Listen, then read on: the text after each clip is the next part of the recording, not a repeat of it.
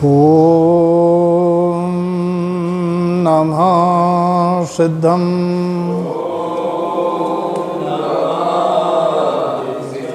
ॐ नमः सिद्धं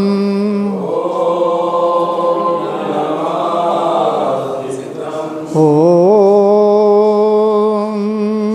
नमः सिद्धं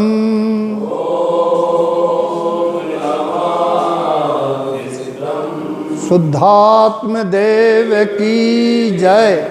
पंच परमेष्टि भगवान की जय। आचार्य प्रवर श्रीमजंतरण तरण मंडलाचार्य महाराज द्वादश सांगमयी जन्मणि मातेश्वरी की जय। ओम परमात्मने नमः। ओम ब्रह्मात्मने नमः। ओम सिद्धात्मने नमः।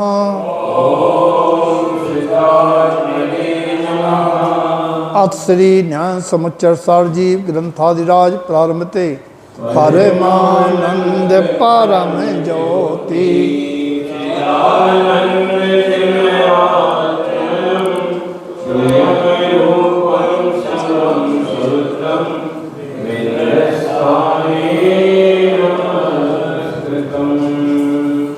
प्रातः स्मरणीय पूज्य गुरुदेव द्वारा विरचित श्री न्याय समुच्चय सारजी ग्रंथ के माध्यम से आचार्य पदवी के अंतर्गत उत्कृष्ट श्रावक की 16 क्रियाओं में से 11 प्रतिमाओं का विवेचन यहाँ चल रहा है, जिसमें पूर्व समय तक गाथा क्रमांक 323 के माध्यम से 323 तक अनुराग भक्ति प्रतिमा तक की बात हुई थी। आज प्रसंग शुरू होता है गाथा क्रमांक 324 से 334 तक। वांचन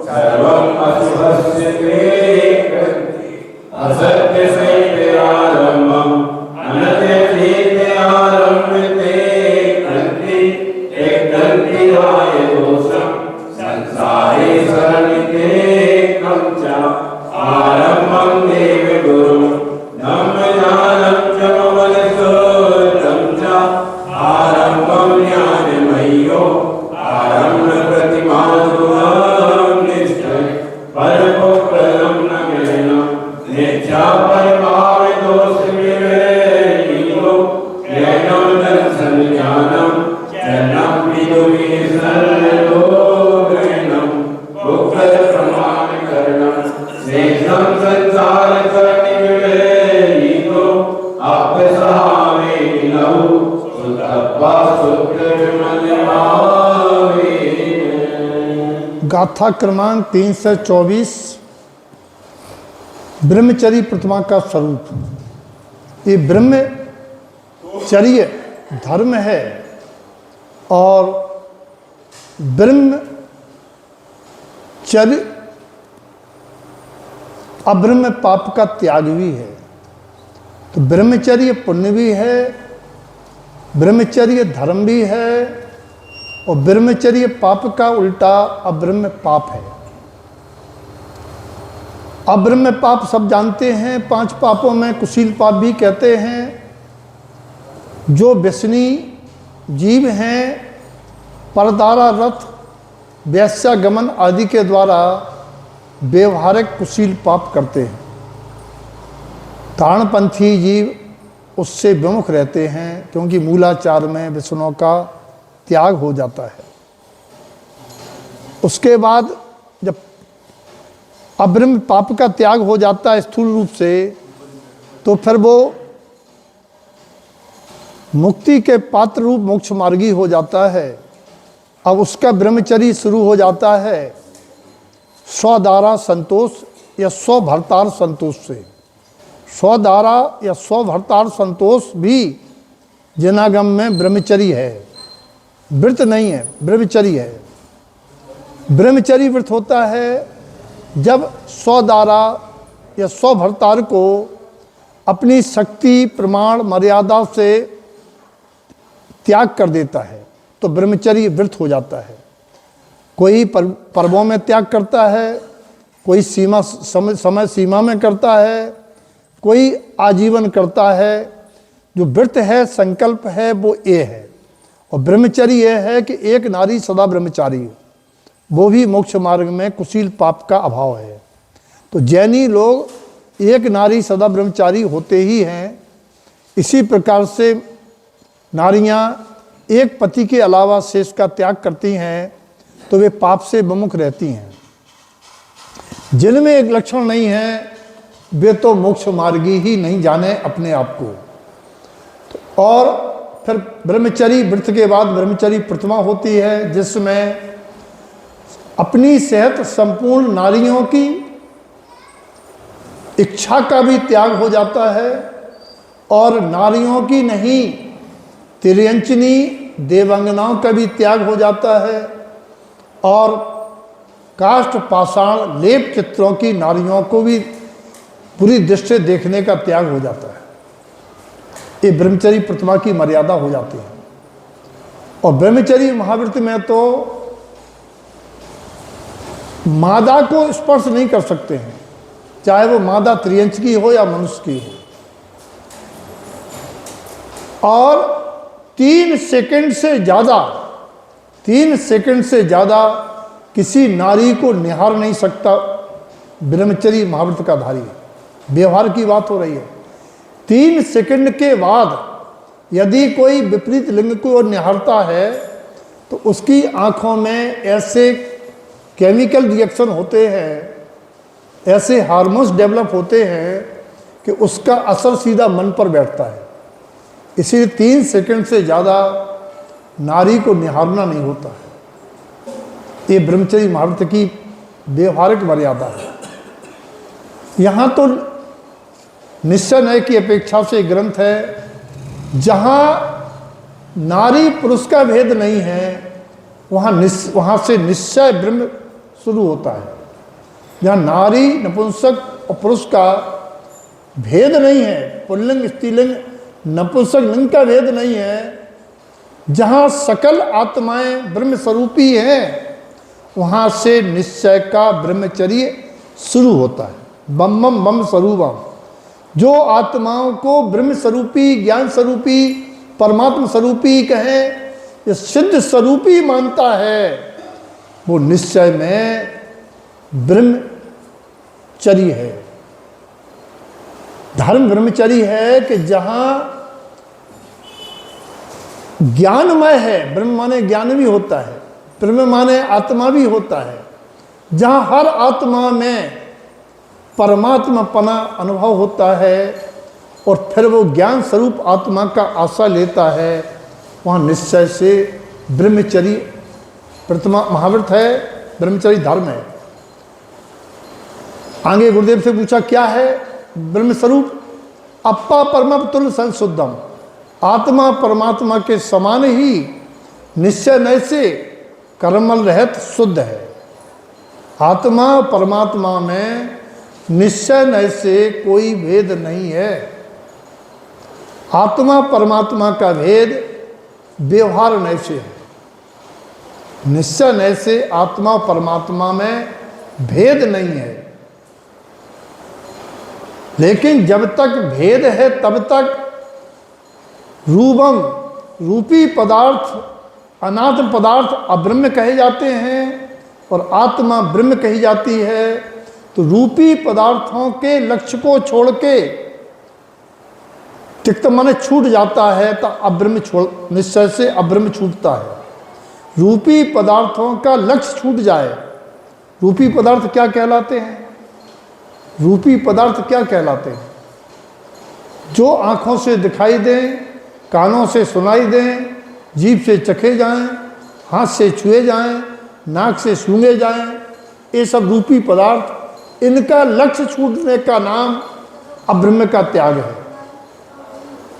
निश्चय से व्यवहार में देहवी अवम्य भाव तिक्तंती, जो शील की बाड़ियाँ लगाता है वह 10 प्रकार के अब्रह्म के दोषों को बचाता है। बोले 10 प्रकार के अब्रह्म के दोष क्या हैं?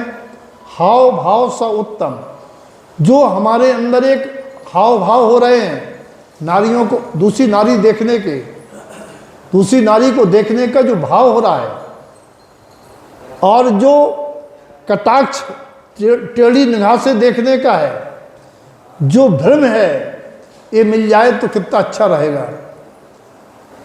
और जो एक अंदर उमंग है, जो एक न मिलने पर एक ज्वर है, एक पीड़ा है, नारी के लिए तड़पन है, ये सब 10 प्रकार से अब्रह्म के स्वरूप हैं। इनके त्याग से मोहित होना, वशीकरण, नारी को किसी तरीके से वश में करना, लोभ से, लालच से, पैसे से, मंत्र से, तंत्र से नारियों को वश में करना, मोहित करना, इन सब का त्याग होने पर ब्रह्मचर्य प्रतिमा है। मुस्कुरा के, बात करके, गा के, बजा के, हंस के, मजाक से अपनी ओर आकर्षित करना, ये ब्रह्मचर्य प्रतिमा का लक्षण नहीं है। नारियों से 1 मिनट बात करो, नीची निगाह कर लो। नारियों को चाहिए तो उसको देखें और नीची निगाह करके बात करें, तो ये भाव संभलते हैं। उनका चेहरा देख रहे हैं। वैदिक तो कहता है सो पर नार लिलार गुसाई तजो चंद चौथ की नाई। चौथ की चंद्रमा देखने से कृष्ण को कलंक लगा था, और पर नारी का लिलार देखने से कब कलंक के योग्य भाव आ जाए, क्रिया हो जाए, कुछ नहीं कहते। और विकहा विशंस उत्तम, कमलवतीसी ग्रंथ की 15वीं गाथा में गुरुदेव ने कमल सिंह सेठानी के पूछने पर कहा था कि महाराज धर्म कैसे होगा ब्रह्मचर्य, हम स्त्री पर्याय का छेदन कैसे करेंगे? बोले अगर तुम्हें स्त्री पर्याय का छेदन करना है, पुरुष पर्याय पानी है सेठानी, अर्चका बनना है, तो अबम्मम न चमंतम। कमलवतीसी 15 गाथा में आता है अबम्मम न चमंतम, अब्रह्म का विचार मन में नहीं लाना, अब्रह्म का भाव नहीं लाना, अर्थात शील की रक्षा करना, दूसरे पुरुष को निहारना नहीं। बोले और अब्रह्म के कारण है एक विकृता। अगर कोई भावी ननद से या ननद भावी कोई भोगों की बात, विषयों की बात करती है, तो शरीर में कामोत्तेजना आना स्वाभाविक है। तो विकथा करने से, स्त्री कथा करने से अब्रह्म का पाप लगता है, क्योंकि स्त्री कथा सुनने से मन में विकार उत्पन्न हो जाते हैं। व्यसन तो साक्षात प्रत्यक्ष कुशील पाप दिखाई देता है। विकिहा व्यसन स उत्तम, जहाँ व्यवहार में परदारारत वैश्यागमन व्यसन से अभ्रम कुशील पाप है, वहीं विकथा करना भी और विकथा सुनना भी महाअधर्म है, ऐसा जानना। उपभोगम च भाव अनंतानम, क्योंकि इनकी यादें करके, इनकी चर्चाएं सुन के जीव के मन में नाना प्रकार के विकारी भाव उत्पन्न होते हैं। तिक्तंति अशुद्ध भावम, जब अशुद्ध भाव छूट जाएं तब ब्रह्म प्रतिमा मुनि अब्बा, ब्रह्मचर्य प्रतिमा मुनि अब्बा माने जानना चाहिए, मानना चाहिए। अब ब्रह्म भावों की उत्पत्ति न होने का नाम ब्रह्मचर्य प्रतिमा है। ब्रह्मम चरित शुद्धम, ब्रह्मचर्य प्रतिमा से शुद्ध स्वभाव की लीनता रूप चारित्र पलता है। चेतनवंतो ज्ञान संपन्नो, वे चेतनवंत ही जो ब्रह्मचारी होते हैं, ब्रह्मचर्य प्रतिमा महाव्रत का धारण करते हैं, वे ही ज्ञान से संपन्न परमात्मा हो जाते हैं। अप्पा सुधप्पा नाम परमप्पा परम जोयम, इसीलिए अपनी आत्मा को शुद्धात्मा परमात्मा, उस संसार की हर आत्मा को आत्मा परमात्मा शुद्धात्मा देख के जोड़ो, जीवन जियो। योगों की जोयन माने अपने मन वचन काया की परिणति को सुधारो। व्यवहार में माता बहन सुता पहचानो। ये भूलना नहीं चाहिए कि संसार में हर नारी अनंत काल की यात्रा में मेरी बहन बेटी माता रह चुकी है। अगर ये ख्याल होगा तो जैसे लोक में हमारी मर्यादा होती है, हम बहन बेटी माँ से के बारे में गलत सोच भी नहीं सकते। ऐसी परिणति जब हो जाती है तब जीव का पुण्य बढ़ता है, तब धर्म की ओर बढ़ता है। आरंभ प्रतिमा 328। आरंभ व्यवहार में पुरुषों का 6 प्रकार का होता है। असी मसी कृषि वाणिज्य शिल्प आदि। और नारियों का आरंभ 5 प्रकार से होता है। पचसूना से। पचसूना माने चूल्हा चक्की घिनौची बुहारी, चूल्हा चक्की घिनौची बुहारी ओखली। उस जमाने की बातें हैं जब ओखली से धान कूट के भोजन बनाया जाता था। यहाँ आरंभ माने है भोजन बनाना और भोजन के संबंध में आजीविका करना। ये आरंभ के बारे में व्यवहार में कहा जाता है। यानी घिनौची माने पानी भरना,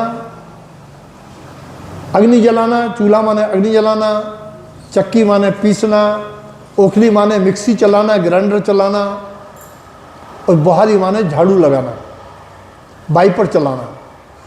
ये 8वीं प्रतिमा वाला नहीं कर सकता। जिसकी 8वीं प्रतिमा होती है वो अपने आप पानी गर्म नहीं कर सकता, अपने हाथ से भोजन नहीं बना सकता। हम लोग सब कर सकते हैं। हम 7वीं प्रतिमा तक साधना में अपना भोजन बना सकते हैं। 8वीं वाला के लिए लाठी संहिता में छूट है, अपना बना सकता है और किसी का नहीं बना सकता। अकेला रहता हो बसरते जंगल में तो ये व्यवहार की बात है। और निश्चय क्यों आरंभ के माध्यम से ना चाहते हुए भी आरंभी हिंसा होती ही है। इसीलिए व्यवहार के आरंभ की बात श्रावकाचार्य कहता है।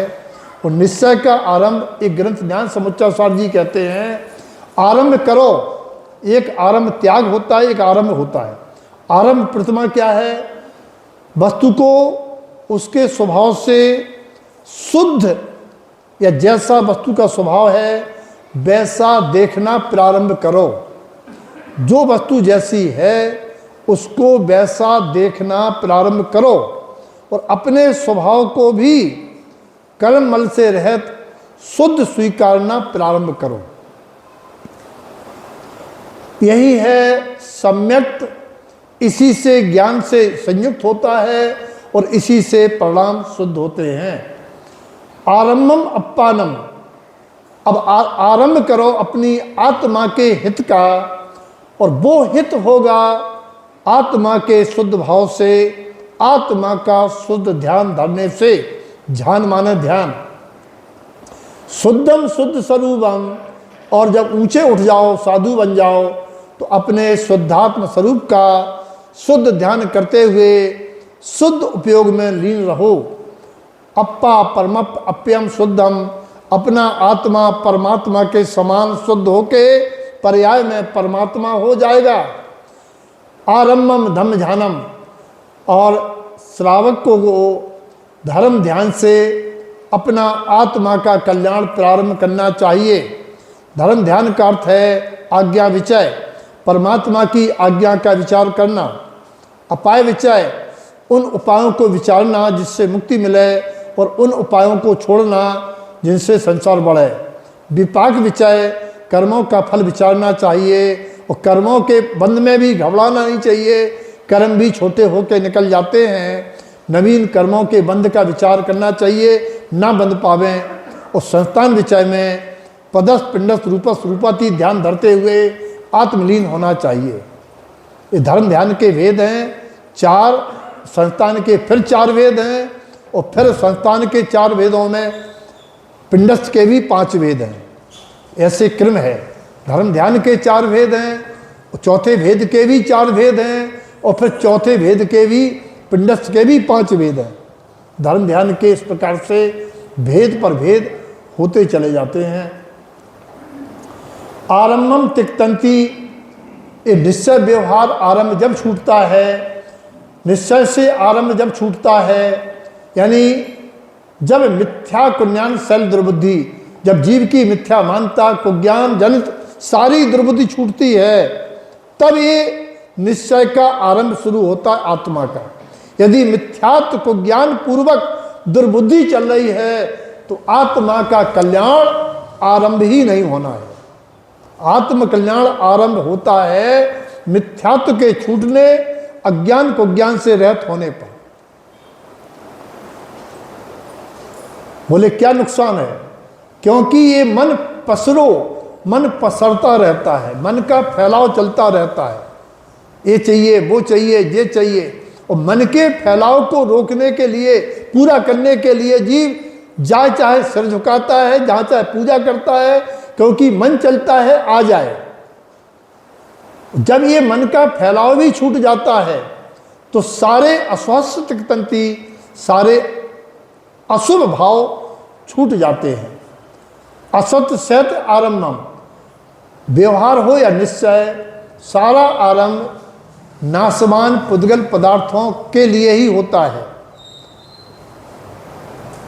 अमृत अचेत आरंभ तिक्तंती, जब क्षणभंगुर अचेतन पदार्थों के लक्ष्य से होने वाला आरंभ छूट जाता है, तब आत्मा का कल्याण का आरंभ होता है। उससे क्या फायदा? तिक्तंती राय दोषम, राग, राय माने राग, राग दोष छूट जाते हैं। बोले राग दोष छूटने से क्या फायदा होता है? बोले संसारे शरण तिक्तम चा, संसार का परिभ्रमण भी छूट जाता है।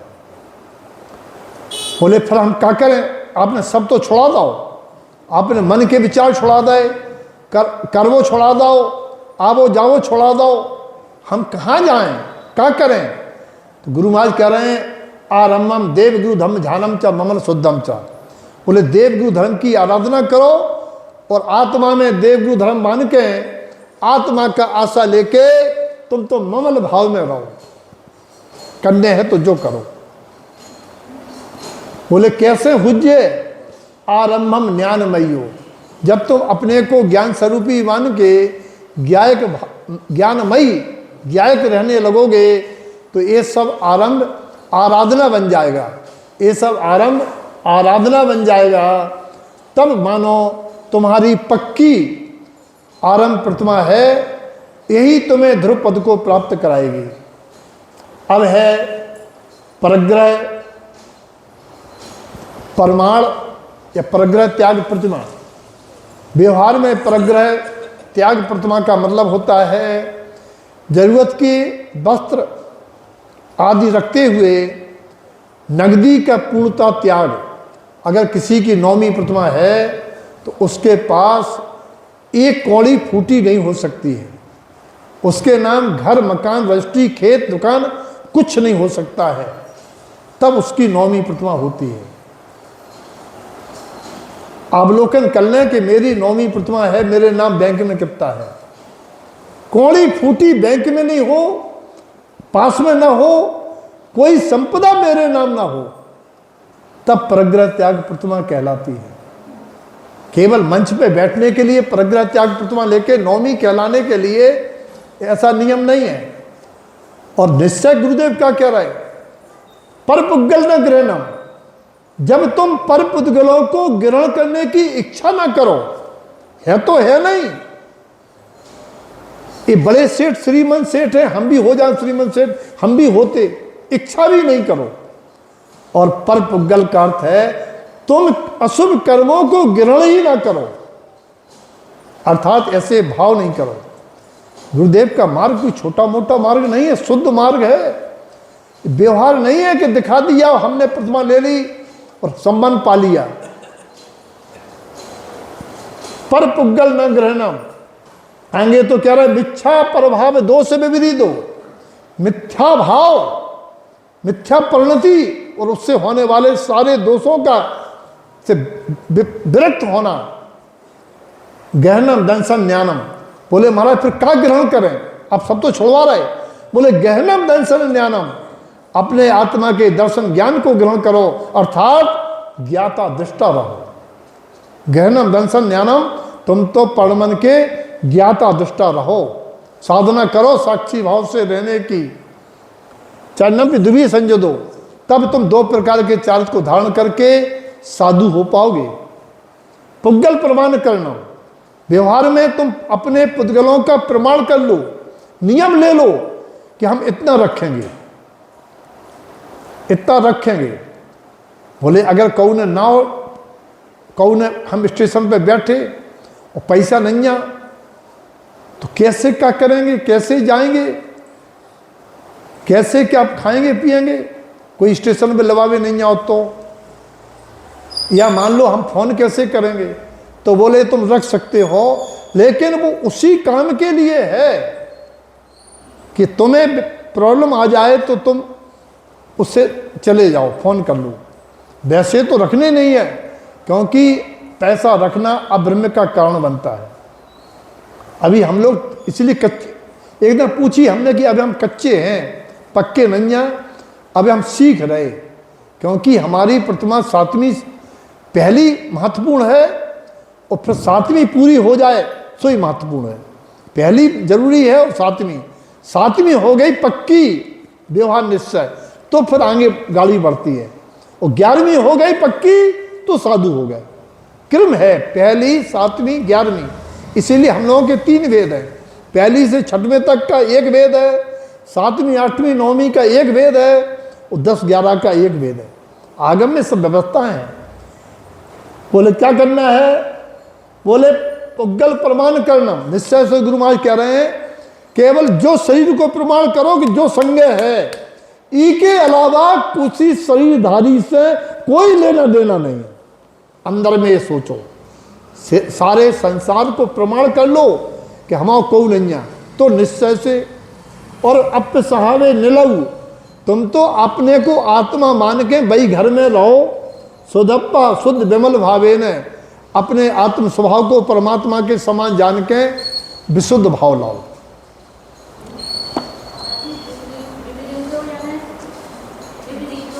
विपरीत माने विरक्त होना, विमुख होना।